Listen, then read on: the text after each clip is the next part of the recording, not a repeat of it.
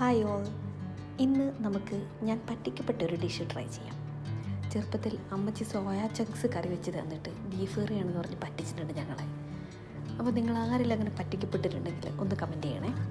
അപ്പോൾ നമ്മൾ ഉണ്ടാക്കാൻ പോകുന്നത് സോയാ ചില്ലിയാണ്. അതിനായിട്ട് വെള്ളം തിളപ്പിച്ച് അതിലേക്ക് സോയാ ചങ്ക്സ് ഇടാം, ഇത്തിരി ഉപ്പും ഇടാം. ഒരു 2-3 മിനിറ്റ്സ് കഴിയുമ്പോൾ സോയ മാറ്റിയെടുത്ത് നന്നായിട്ട് കഴുകിയിട്ട് പിഴിഞ്ഞെടുക്കാം. നമുക്കതിലേക്ക് ആവശ്യത്തിന് ഉപ്പ്, 1/4 ടേബിൾ സ്പൂൺ മഞ്ഞൾപ്പൊടി, 1/2 ടേബിൾ സ്പൂൺ മല്ലിപ്പൊടി, 1/2 ടേബിൾ സ്പൂൺ മുളക് പൊടി, പിന്നെ ഒരു 2 ടേബിൾ സ്പൂൺ കോൺഫ്ലവർ ഇട്ട് നന്നായി മിക്സ് ചെയ്തെടുക്കാം.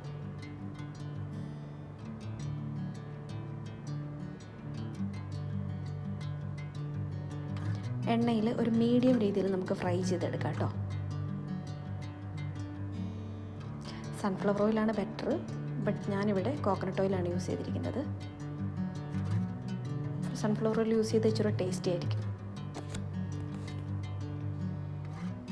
ആ സമയം കൊണ്ട് നമുക്ക് ഒരു 1/2 ക്യാപ്സിക്കം, 2 പച്ചമുളക്, ചെറിയ കഷ്ണം ഇഞ്ചി, 4-5 അല്ലി വെളുത്തുള്ളി, 2 സവാള ഇതൊക്കെ നന്നായിട്ട് അരിഞ്ഞ് റെഡിയാക്കി വയ്ക്കാം. എന്നിട്ട് നമുക്ക് സോസ് റെഡിയാക്കാം. 1/2 table spoon chilli powder, 1/2 table spoon മല്ലിപ്പൊടി, 1/4 table spoon garam masala, 3 table spoon tomato ketchup, 1 table spoon soya sauce. ഇതിലേക്ക് ഒരു 1 ടേബിൾ സ്പൂൺ കോൺഫ്ലവർ മിക്സ് ചെയ്ത് കുറച്ച് വെള്ളം കൂടി ഒഴിച്ചിട്ട് നന്നായി മിക്സ് ചെയ്തെടുക്കാം.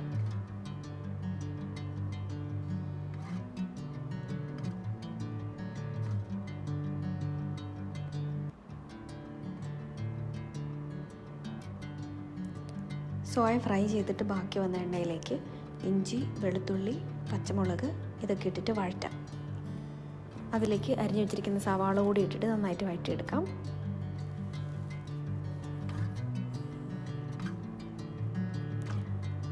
അത്യാവശ്യം വഴറ്റി വന്നു കഴിയുമ്പോൾ നമുക്ക് അരിഞ്ഞു വെച്ചിരിക്കുന്ന ക്യാപ്സിക്കം ഇടാം.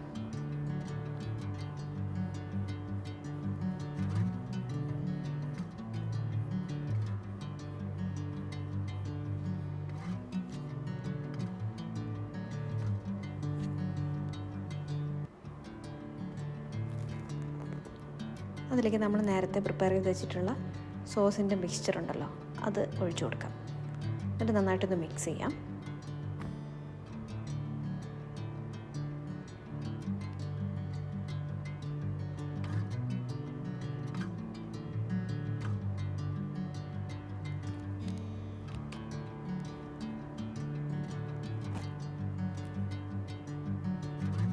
ഇതിലേക്ക് നമ്മൾ നേരത്തെ റെഡിയാക്കി വെച്ചിട്ടുള്ള സോയ ഫ്രൈ ഉണ്ടല്ലോ, അതുകൂടി ഇട്ട് കൊടുക്കാം. എന്നിട്ട് നന്നായിട്ട് മിക്സ് ചെയ്യാം.